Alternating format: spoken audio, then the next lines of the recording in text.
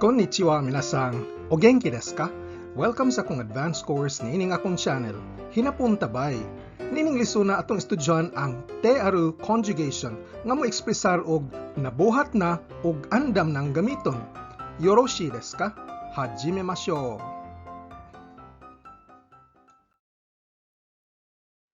Kining lisuna bahin sa conjugation nga te aru nga kombinasyon sa te form sa usa ka active verb ug ang verb nga aru nga pasabot nag-eksistir para sa mga butang ug mga tanom. Ang te aru gamiton paghimo og mga sentences sama sa abre na ang puwertahan ug tungod niini nagpabiling abyerto ang puwertahan ug pwede nang gamiton. O on na ang aircon. Bali tungod kay on na ang aircon, nagpadayon kini nga on og nagpabugnaw na sa kwarto. O naluto na ang panihapon ug tungod kay naluto na, pwede na tang mangaon. Sa daling pagkasulti, ang te aru mohulagway sa kondisyon o estado sa usa ka butang nga pangalitan X paghuman adunay gibuhat ngadto niini nga tinuyo para magamit na karon dayon. Ang aksyon sa te aru kay gituyo sa usa ka ahente nga di hinganlan tungod kay ang ahente di importante o kahawaan hibal-e o klaro naman nga kinsa. Ang resulta sa aksyon kay makita gihapon og nagpadayon og nagbutang sa butang nga X sa kahimtang nga andam na kining gamiton insigida. Ang X kasagaran mokuha sa subject particle ga apan usahay topic particle wa kung ang X himuong topic o kahaitandi o kung ang sentence negatibo. Usahay pod ang X gamitan sa direct object particle wo. Sa sentence nga te aru, atong gitutukan ang nagpadayon nga estado sa butang nga X nga miresulta sa tinuyo nga aksyon nga gibuhat ngadto niini. Ug isip resulta, ang X pwede na gamiton insigida o karon dayon. Niining puntoha, atong klarohon nga ang mga verbs nga pwede gamiton sa te aru conjugation kay mga transitive verbs lamang. Kini ang mga verbs nga makakuha og direct object particle wo. Mga active verbs kini sama sa mohimo, mobuhat, molimpyo, molabay ug uban pa. Ang resulta niining mga verba kay makita og nagpadayon. Atong klarohon ang kalahian sa te aru o progressive tense ug ang te aru. Pangalitan kini nga sentence. Doa ga aiteiru. Naggamit kini og te form sa usa ka intransitive verb, ang ako. Ug kini nga sentence, doa ga akete aru, nga nagamit sa te form sa usa ka transitive verb, akeru. Ang hubad sa Binisaya parehas, abyerto ang puwertahan. Apan ang tutok sa doa ga aiteiru kay ang estado sa puwertahan nga abyerto ug wa nay lain.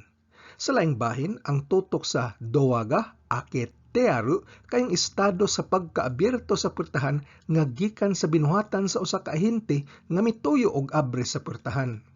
Ug tungod ana nagpadayong abyerto ang puwertahan ug andam na kining gamiton, tingali pangalitan pagpasod og mga tawo. Importante nga maklaro kini apan di ka masayop sa pagpili unsay angay gamiton, labi na kung aduna kay mga transitive ug intransitive verb pairs nga atong nakatunan sa leksyon 75. Kining lisuna motutok sa te aru conjugation. Atong reviewon unsa ang paghimo sa te form sa mga verbs. Para sa mga category 1 o root-dropping verbs, taktakon nato ang katapusan nga ru sa dictionary form ug usbon kini ngadto sa te. Pangalitan ang akeru, moabre, mahimong akete. Para sa mga category 2 verbs o mga last hiragana changing verbs, atong tutukan ang katapusang hiragana sa ilang mga dictionary forms. Adunay siyam ka klase nga endings, kugusu, bumunu, rutsu, ug u. Mauni ang ilang mga te forms, ang ku mahimong ite, gu ngadto sa ide, su mahimong shte, bumu ug nu mahimong nde, ug ang rutsu u mahimong utte. Kung category 2 gani ang verb ending ra mo imong tutukan ug angay kang mahibaw unsaon kini paghimo ngadto sa te form. Para sa mga irregular verbs, usa ra ka verb ang pwede gamiton sa te aru conjugation ug kini ang suru o mobuhat. Ang te form niini kay shite. Importante ang suro tungod kay mokombinar kini og mga nouns paghimo sa lain-laing compound suro verbs nga magamit sa te aru conjugation. Sa mga sunod nga mga slides, atong tan-awon ang mga lain-laing ehemplo sa te aru sentences. Ang mobutang kay ireru. Sa tanan akong mga ehemplo, ang dictionary form sa verb isuwat nako sa ibabaw nga wala, ug ang numero moindikar sa verb category. Ang ireru usa ka category 1 o row dropping verb. Atong sentence, kohi ni satou ga irete arimasu. Kohi ni satou ga irete arimasu. Pasabot, nabutang na ang asukar ngadto sa kape. Ang posible nga dugang pasabot niini kay naggamit man tag te aru kay gituyo og butang ang asukar sa kape ug tungod niini natamis ang kape ug andam ng imnon. Ang pag-on sa usa ka appliance kay tsukeru. Denki ga tsukete arimasu. Denki ga tsukete arimasu. Ang mga suga na on na. Posible nga dugang pasabot, adunay tao nga mituyo og on sa mga suga ug tungod niini hayag na og andam na gamiton ang kwarto. Ang mukaon kay taberu. Pizza ga hanbun tabete arimasu. Pizza ga hanbun tabete arimasu. Nakan-an nagkatunga ang pizza. Dugang pasabot, adunay mituyo og kaon katunga sa pizza. Unsaon man ninato karon? Tiwasog kaon, ipadaplin o ilabay? Ang musuwat kay kaku.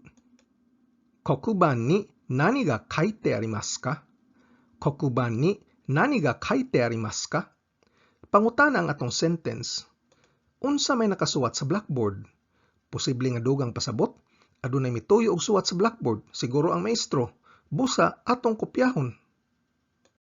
Ang mupaong kay kesu. Denki ga keshite arimasu. Denki ga keshite arimasu. Ang mga suga na paong na. Ug posible nga dugang pasabot, adunay mituyo og paong sa mga suga, busa pwede natang manguli. Ang mutawag kay yobu. Taxi ga yonde aru. Taxi ga yonde aru. Ang taxi natawag na. Posible nga dugang pasabot, adunay mituyo og tawag og taxi ug patubang na diri ang taxi. Ang mupatapot kay haru. Kabe ni poster ga hatte arimasu. Kabe ni poster ga hatte arimasu. Ang poster napatapot na sa pader. Posible nga dugang pasabot, may mituyo og patapot sa poster sa bongbong aron mabasa sa tanan. Ang mukuha kay toru. Yoyaku ga totte aru okyakusama wa chokusetsu ni restoran ni hairemasu. Yoyaku ga totte aru okyakusama wa chokusetsu ni restoran ni hairemasu. Ang atong te aru clause kay usa ka noun modifier. Ang yoyaku ga totte aru muhulagway sa customer o okyakusama. Ang hubad, ang mga customer nga nakakuha nagreserbasyon pwede mo diretso na sud sa restaurant. Posible nga dugang pasabot, ang mga customers nga mituyo og kuha og reserbasyon di na kinahanglan mo linya og mo diretso na lagsod sa restaurant. Ang mopalit kay kao. Obento ga katte arimasu. Obento ga katte arimasu. Ang mga bento o lunchbox napalit na. Posible nga dugang pasabot, adunay mituyo og palit sa mga bento aron di na ta magproblema sa paniudto unya. Ang motape og tingog kay rokuon suru. Online class wa rokuon shite aru. Online class wa rokuon shite aru. Particle wa atong gigamit ni ining ehemploha. Usa ka gamit sa particle wa kay ang pagmarka sa topic. Ang hubad, hisgutan ta ang online class, bahin sa online class na tape na kini. Posibleng dugang pasabot, na tape na ang online class, busa kung naabsin kas miaging klase, pwede na nimo paminawon. Ang mulimpyo kay soji suru. Nikai no kyoshitsu wa zenbu soji shite aru. Nikai no kyoshitsu wa zenbu soji shite aru. Wa gihapon atong gigamit dire, laing gamit sa wa kay ang pagtandi. Posible nga hubad, ang tanang mga classroom sa second floor nalimpyuhan na. kung ikumpara sa ubang mga classroom sa ubang floor nga wa pa nalimpyohi. Busa ang mga kwarto sa second floor, pwede na kini gamiton. Ang te aru di makakuha sa tanang transitive verb ug usahay kiwaw gamiton kung wa ka masayod sa sitwasyon. Pangalitan kini, ang moinom kay nomu. Atong sentence, sono kusuri wa mo non de arimasu. Sono kusuri wa mo non de arimasu. Ang hubad, kanang tambala na inom na, di kini experience, di kini ta kotoga aru. Te aru kini. Unsa may sitwasyon, tingali nagpainom kag daghang tambal sa usa ka pasyente, dilista ang mga tambal. Ug katong usa ka tambal nga atong gitukoy na inom na, non de arimasu. Busa ang sunod nga tambal mao na poy atong ipainom. Laing ehemplo, ang maminaw kay kiku. Sono uta wa mou kiite aru. Sono uta wa mou kiite aru. Napaminawan na nako ng kantaha. Ang sitwasyon kay siguro ikaw ug imong amigo na minaw sa bag-ong album sa usa ka singer. Ang album adunay daghang kanta ug katong kanta nga imong natukoy nadunggan na nimo, imo nang napaminawan. Busa padayon tagpaminaw sa sunod nga mga kanta. Ang te aru pwede pod makonjugate ngadto sa past tense aron pagtukoy sa mga panghitabo nga miagi na. Ang mubutang kay oku. Heya ni haittara nimotsu ga mou oite atta. Heya ni haittara nimotsu ga mou oite atta. Pagsud na ko sa kwarto, nabutang na ang akong mga bagahe. Posible nga dugang pasabot. Pag check-in nimo sa hotel, gisaka na sa bellboy ang imong bagahe aron pag-abot nimo sa kwarto, ready na para nimo. Ug kining tanan nahitabo na. May mga sitwasyon nga nagsulti di mo gamit sa naandang particle ga ug mo gamit hinuon sa wa o kaha wo. Pangalitan adunay tuto ka paagi pag-ingon og nahiwa na ang mga utanon. Ang muhiwa kay kiru. Labing pinaka-common sa pagsulti ang paggamit sa particle ga. Yasai ga kitteru. Yasai ga kitteru. O gamit ang wo, yasai wo kitteru. Yasai wo kitteru. Kining duha ka sentence kay way kalahian sa hubad, parehas og meaning. Apan kung gamitan na tog wa, yasai wa kitteru, adunay gamayng kalahian. Kay tungod ang wa mutandi. Adunay dugang nga hubad sama sa nahiwa na ang mga utanon, apan ang ubang rekado wa pa nahiwa. Bali gitandi nato ang mga utanon nga nahiwa na sa ubang rekado nga wa pa nahiwa. Ang negatibo kay te nai para sa mga plain form og te arimasen para sa formal. Ang hubad kay ang X wa pa na nanto ka. Tungod kay negatibo ang sentence, common nga particle wa ang gamiton. Ang manghinlo kay katazukeru. Kaigishitsu wa mada katazukete arimasen. Kaigishitsu wa mada katazukete arimasen. Hisgutan ta ang meeting room wa pa nahinlo. Og posible nga dugang pasabot, ipahinlo palihog para atong magamit karon dayon. Ang muhatag balihatag ngadto sa ubos kanato kay yaru. Inu ni wa esa ga mada yatte arimasen. Inu ni wa esa ga mada yatte arimasen. Literal nga hubad, ang iro wa pa nahatagig pagkaon. Bali wa pa napakaon ang iro. Dugang pasabot, pakana in taon ang iro. Ang muhimo kay tsukuru. Bangohan wa mada tsukutte nai. Bangohan wa mada tsukutte nai. Wa pa nahimo ang panihapon. Ug posible nga dugang pasabot, magluto ka o mangaon na lang tas gawas. Pwede po ta mo gamit sa negative progressive conjugation. Tsukutte inai. Bangohan wa mada tsukutte inai. Bangohan wa mada tsukutte inai. Wa pa ko kahimo og panihapon. Karon, balikan ta tong mga ehemplo bahin sa paghiwa og mga utanon og atong gamiton sa negatibo aron pagpakita sa kalahian sa mga hubad kung laing particle ang gamiton sa sentence nga negatibo. Atong sentence karon, ang mga utanon wa pa nahiwa. Pirmiro nga posibilidad mo gamit sa particle ga. Yasai ga kittenai. Angga usa ka subject marker bali ang tutok anha sa mga utanon. Busa posible nga sitwasyon. Kinahanglan nako hiwaon ang tanang rekados apan nasayop ko og nalimtan nako ang mga utanon. Busa yasay ga kittenay. Sunod gamit ang particle wo. Yasay wo kittenay. Ang wo mo indikar og direct object bali normal nga proseso sa unsay imong giluto.